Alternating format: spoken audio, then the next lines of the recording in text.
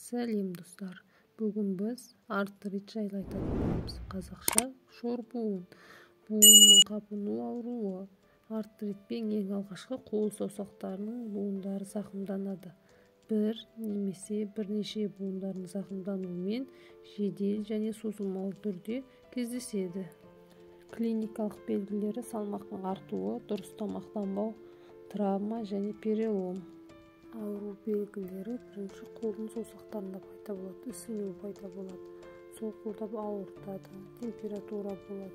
Сыртқа арналған ем: ауырған жерге шикі картоптың тазартылған түйнегін жағыңыз. Картоп қатайып немесе жұмсап кеткен жағдайда жаңа картопты қолданамыз. Ішке қолдану үшін арналған ем: 10 грамм кептірілген түйме дақгүліне 1 стакан қайнаған су құйып 30 минут тұнбаны тұндырып қоямыз.